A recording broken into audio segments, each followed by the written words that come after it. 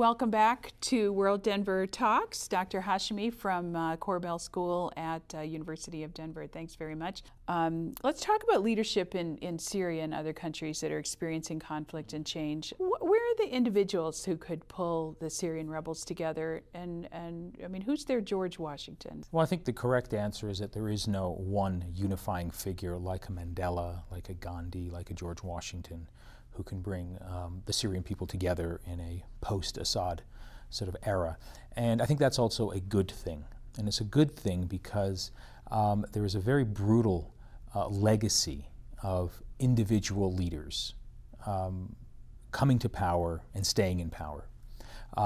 Much of the Arab Spring, much of the protests over the last year and a half have been directed precisely against the idea of this omnipotent figure, a military person who's been in power or his son has been in power for decades, and a strong aversion and repulsion and an attempt to sort of move to a new era where political legitimacy, where political unity is entrenched in a different set of values and ideas than the one charismatic leader. I mean, look at all of the key figures who've sort of been pariah figures in the context of the Arab Spring, the Gaddafis, the Mubaraks, who was in power for 3 decades and then he was about to anoint his son as his successor.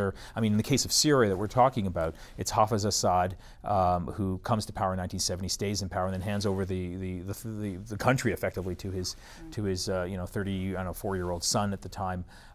And so there's an attempt to break away from that history and sort of move to a new sort of more democratic, open era. What signals would you look for that the rebels are being able to work in a more unified fashion, if not the emergence of a single leader? There's been some coordination. There is an upper echelon sort of command that exists in Turkey. And what they have in common is, their opposition to the Assad regime. And you're right to indicate that this poses huge challenges in the post-Assad era. I mean, how are these groups, all of them armed, going to put aside their arms and agree to work on some sort of framework?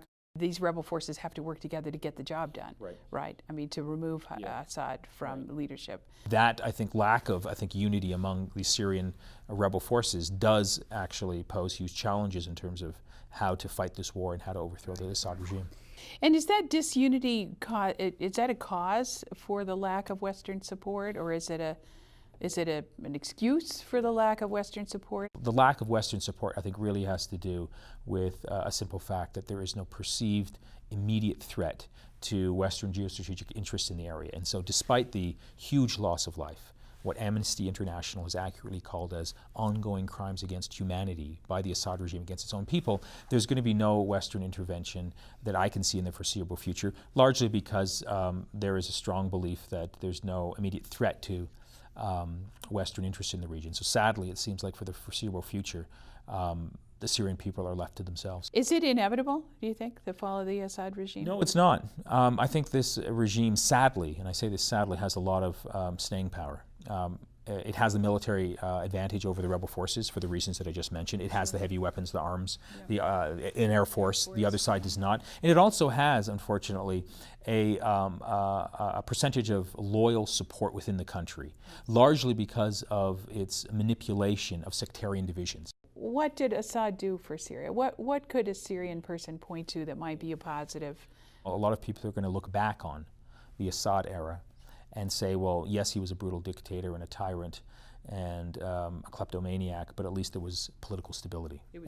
It was stable. There was a sense that even minorities were better off in Syria than in other parts of the Arab Islamic world. So perhaps if one had to sort of point to one aspect of the Assad regime, one can point to that aspect. But of course, I think one can't, objectively separate the Assad regime from its broader sort of reign of tyranny, and also its manipulation of sectarian tensions and the feelings and the sentiments of minorities to perpetuate the rule of the Assad regime. So I'm very reluctant to sort of speak positively of the Assad regime given really the horrendous track record. So in the scenario that the rebels do not win, what then? Well, I think one of the scenarios that scares me the most is what's often called the Algeria scenario. Most people don't know this, but in 1991, 1992, there was a democratic opening in Syria, in Algeria. There were elections. It seemed like the opposition were going to come to power. Then there was a military crackdown. And what happened is, from 1992 to about 2002, a civil war broke out, where the Algerian military was able to, through a campaign of brute force and a scorched earth policy, crush the opposition, and in the process, the sort of acceptable figures are about 150,000 to 200,000 people were killed in Algeria, and the regime survived, perpetuated itself. There was no external intervention. There was no support for the rebels. The regime survives until today. We're looking at Iraq and Afghanistan, where it's not clear yet what the outcome is of that costly intervention is going to be. It doesn't look good when you sort of look at do the calculation in terms of not only the dollars that were spent, but what did the United States actually get out of that huge expenditure of armaments, of money, and what's the net result? I mean, Iraq does not look very good. Afghanistan, looks even worse, and there's a sense that when the U.S. troops, NATO troops pull out, there's a deep sense that the Taliban are going to come back to power, which raises the question: what were we doing there for the last 11 years? Do you have hopes that the situation would be given another look in January? Possibly. I think if Obama gets elected again, it's a completely new sort of set of calculations. I think he can take more risks. But my assessment is that not a lot will change. I think the arguments that will again come up is that, look, there is no pressing, vital U.S. national interest that's at stake. If the conflict continues to spin out of control, if it starts to incorporate and take in Lebanon, if Turkey gets involved or Turkey becomes destabilized, if Jordan, for example, which is another bordering country that has taken in thousands of refugees, then there's a situation where the entire Middle East is being destabilized because of this regime, and that might force the Obama administration to reassess. What if the election goes towards the Republicans, and what do you see President Romney doing in January? I don't think that on the Syria question Romney will do anything different. I think Romney's foreign policy advisors, if you listen to them, they are deeply obsessed with Iran.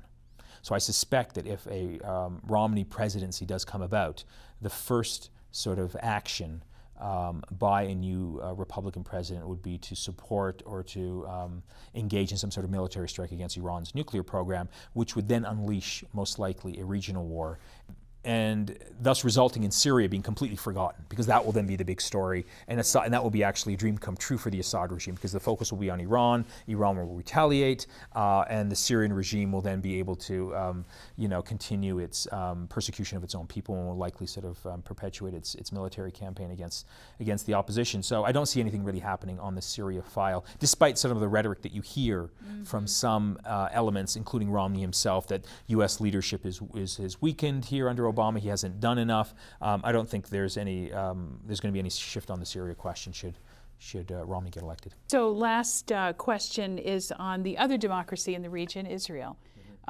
What actions has Israel taken with respect to Syria? Are they supporting the rebel groups? Do they see an interest in ending this conflict quickly? Not really. I don't. There's no evidence that Israel is involved in any serious or significant way with respect to the question of Syria and the war in Syria. Largely because if you look at it, I think Israel has been quite happy with the Assad regime. Not that it likes the nature of the regime and its rhetoric, but the reality is that with the border that Israel shares with Syria, it's been a fairly stable border. The Assad regime has kept that border quiet, has respected the terms of the armistice agreement, and there's been no trouble for Israel. It also, I think, fears that if Assad will go, that you will have these religious nationalist Muslim Brotherhood elements that would come to power in Syria, that will be much more vocal and critical of Israeli policy in the region, that will be supportive of the national aspirations of the Palestinians, and that will pose a greater challenge to Israeli policy in the region. So tell us again the name of your center at Korbel. It's called the Center for Middle East Studies at the Josef Korbel School.